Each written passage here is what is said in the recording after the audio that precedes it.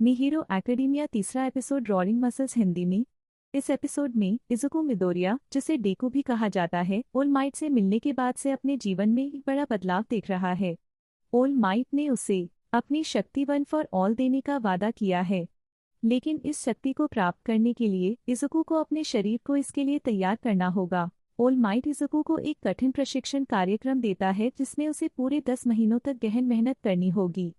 इस प्रशिक्षण का उद्देश्य इज़ुको को शारीरिक और मानसिक रूप से इतना मजबूत बनाना है कि वह वन फॉर ऑल की शक्ति को संभाल सके। इज़ुको को डागोबा बीच की सफाई का काम सौंपा जाता है जो कचरे से भरा हुआ है। इज़ुको अपनी पूरी मेहनत और समर्पण के साथ इस चुनौती को स्वीकार करता है। शुरुआत में यह उसके लिए बेहद कठिन होता है, लेकिन धीरे धीरे वह मजबूत होने लगता है। ऑल माइट उसे प्रोत्साहित करते रहते हैं और उसकी प्रगति पर नजर रखते हैं। 10 महीने की कठिन प्रशिक्षण के बाद इज़ुको अपने शरीर को तैयार कर लेता है और ऑल माइट उसे अपनी शक्ति वन फॉर ऑल देने का फैसला करते हैं।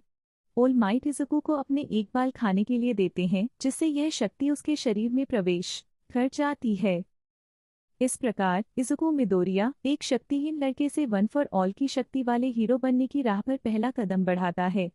यह एपिसोड इज़ुको की कड़ी मेहनत, दृढ़ संकल्प और अपने सपनों को पूरा करने की प्रेरणा को दर्शाता है। हाई स्कूल की प्रवेश परीक्षा की तैयारी कर रहा है। इस परीक्षा में उसे अपने क्वर्क, विशेष शक्ति का उपयोग करके विभिन्न बाधाओं को पार करना होगा और नकली खलनायकों से लड़ना होगा। डेको, जो अब तक क्वर्कहीन था, ने हाल ही में all might say one for all नामक क्वर्क प्राप्त किया है। हालांकि वह अभी भी अपनी नई शक्तियों को नियंत्रित करने में संघर्ष कर रहा है। परीक्षा के दौरान वह एक विशाल रोबोट से मुकाबला करता है जो परीक्षा का एक हिस्सा है और उसे वहाँ हाई स्कूल में प्रवेश मिल जाता है। यह भाग दिखाता है कि कैसे डेको अपने आत्मविश्वास को बढ़ाता है और अपने सपने को साकार करने के लिए संघर्ष करता है। इज़ुको वहाँ हाई स्कूल में अपना पहला दिन शुरू करता है।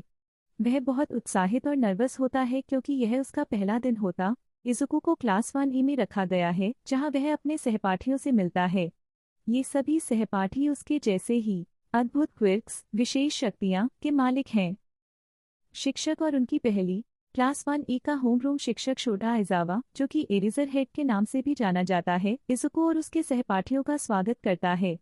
वह एक सख्त और गंभीर शिक्षक हैं। आइजावा छात्रों को क्वर्क एप्रीहेंशन टेस्ट के लिए ले जाते हैं।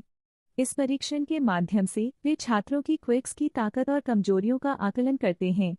इस टेस्ट के दौरान इज़ुको अपनी नई शक्ति वन फॉर ऑल को नियंत्रित करने की कोशिश करता है। परीक्षण के दौरान इज़ुको को बहुत कठिनाई होती है क्योंकि वह अपनी शक्ति को सही तरीके से नियंत्रित नहीं कर पाता, लेकिन उसकी मेहनत और संकल्प उसे आगे बढ़ने में मदद करते हैं। परीक्षण के अंत में आइजावा इज़ुको के प्रदर्शन को देखते हुए उसे क्लास में बने रहने की अनुमति देते हैं, यह साबित करते हुए कि उसके अंदर कुछ विशेष है और वह कठिनाइयों के बावजूद हार नहीं मानता।